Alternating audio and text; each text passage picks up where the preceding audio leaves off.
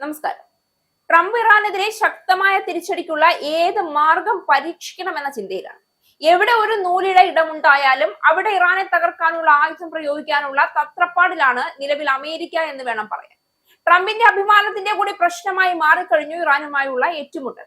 പക്ഷേ ഇറാനെ തൊട്ടാൽ പിന്നെ സംഭവിക്കാൻ പോകുന്ന കാര്യങ്ങൾ എന്തൊക്കെയാവും എന്ന കാര്യത്തിൽ ട്രംപിന് അതിയായ ഭയവും നിലനിൽക്കുന്നുണ്ട് എന്നതാണ് വാസ്തവം. അമേരിക്ക വീണ്ടും ഇറാനെതിരെ കടുത്ത ഉപരോധങ്ങൾ ഇതിനിടെ പ്രഖ്യാപിച്ചിരിക്കുകയാണ്. ആയുധ വികസന ശൃംഖലകൾക്കും അനധികൃത എണ്ണക്കടത്ത് നടത്തുന്ന കപ്പൽ വ്യൂഹങ്ങൾക്കും നേരെയാണ് നടപടി. അതോടൊപ്പം ഇറാന്റെ പ്രതിരോധ മേഖലയുമായി ബന്ധമുള്ളതായി ആരോപിക്കപ്പെടുന്ന തുർക്കിയുടെയും യുണൈറ്റഡ് അറബ് എമിറേറ്റ്സിന്റെയും ചില സ്ഥാപനങ്ങളെയും വ്യക്തികളെയും കരിമ്പട്ടികയിൽ അമേരിക്ക ഉൾപ്പെടുത്തിയിട്ടുമുണ്ട്. ഒരൊറ്റ നോട്ടത്തിൽ ഇത് ആഗോള സുരക്ഷ ഉറപ്പാക്കാനുള്ള കർശന നീക്കമായി തോന്നാം.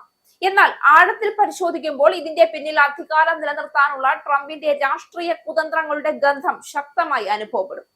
ഈ നടപടികൾ പ്രഖ്യാപിച്ചിരിക്കുന്നത് ഡൊണാൾഡ് ട്രംപിന്റെ നേതൃത്വത്തിലാണ് എന്നതാണ് കൂടുതൽ ജാഗ്രതയോടെ ഇതിനെ നോക്കിക്കാണേണ്ടതിന്റെ യാഥാർത്ഥ്യം. ട്രംപ് ഭരണകാലത്ത് വിദേശ നയത്തെ ആഭ്യന്തര രാഷ്ട്രീയ ആയുധമാക്കി മാറ്റിയ നിരവധി ഉദാഹരണങ്ങൾ ഇതിനു മുമ്പ് നമ്മൾ കണ്ടിട്ടുണ്ട്. ഇറാനെതിരായ കടുത്ത നിലപാട് അമേരിക്കൻ വോട്ടർമാരിൽ ഒരു വിഭാഗത്തിന് ശക്തമായ വികാരപ്രേരിത പിന്തുണ സൃഷ്ടിക്കുന്നു എന്നത് അദ്ദേഹത്തിന് നന്നായി അറിയാം. പ്രത്യേകിച്ച് സുരക്ഷാ ഭീതിയും ദേശീയതാഭാവവും മുൻനിർത്തി രാഷ്ട്രീയ ലാഭം കൊയ്യുന്ന രീതിയാണ് ഇതിലൂടെ ട്രംപ് നടത്തുന്നത്. ഇറാന്റെ ആണവ പരിപാടിയെയും പ്രാദേശിക സ്വാധീനത്തെയും ചൂണ്ടിക്കാട്ടി വർഷങ്ങളായി ഉപരോധങ്ങൾ ഏർപ്പെടുത്തുന്ന അമേരിക്ക ഓരോ തവണയും അതിനെ ലോകശാന്തിക്കുള്ള നിർബന്ധിത നടപടിയായി ചിത്രീകരിക്കുന്നു. എന്നാൽ യാഥാർത്ഥ്യത്തിൽ ഈ ഉപരോധങ്ങൾ സാധാരണ ജനങ്ങളുടെ ജീവിതത്തെയാണ് കൂടുതൽ തകർക്കുന്നത്. മരുന്നുകൾക്കും ഭക്ഷണത്തിനും അടിസ്ഥാന സൗകര്യങ്ങൾക്കുമുള്ള ലഭ്യത കുറയുമ്പോൾ അധികാരത്തിലുള്ള ഭരണകൂടം തകരുന്നതല്ല സംഭവിക്കുന്നത്, മറിച്ച് ജനങ്ങളാണ് ദുരിതം അനുഭവിക്കുന്നത്. ഇത് മനസ്സിലായിട്ടും കൂടുതൽ സമ്മർദ്ദം ചെലുത്തുന്ന നയം സ്വീകരിക്കുന്നത് മാനവികതയേക്കാൾ രാഷ്ട്രീയ കണക്കുകൂട്ടലുകൾക്കാണ് മുൻഗണന നൽകുന്നത് എന്നത് വ്യക്തമാക്കുകയാണ്. തുർക്കിയെയും യുഎഇയും ലക്ഷ്യമിടുന്ന പുതിയ നടപടികളും അതേ രാഷ്ട്രീയ തന്ത്രത്തിന്റെ ഭാഗമെന്ന് വിലയിരുത്തേണ്ടി വരും.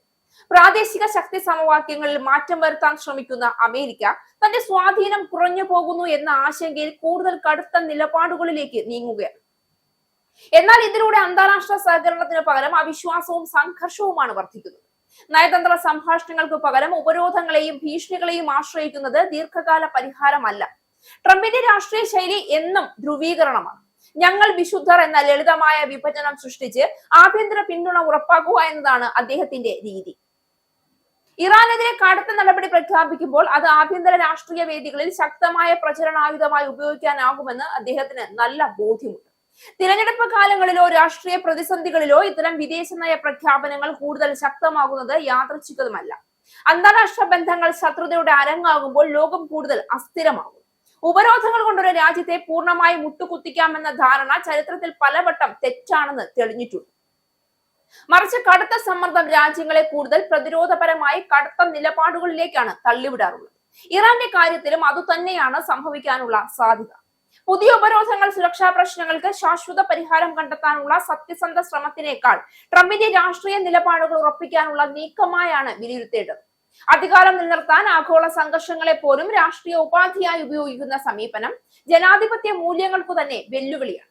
ശക്തി പ്രകടനത്തിന് പകരം സംഭാഷണവും സഹകരണവുമാണ് ലോകത്തിന് ഇന്ന് ആവശ്യം. എന്നാൽ രാഷ്ട്രീയ ലാഭം നിലനിർത്തുന്ന സമീപനം തുടരുന്നിടത്തോളം ഇത്തരത്തിലുള്ള ഉപരോധങ്ങളും അതിനെ ചുറ്റിപ്പറ്റിയ വിവാദങ്ങളും അവസാനിക്കാനിടയില്ല.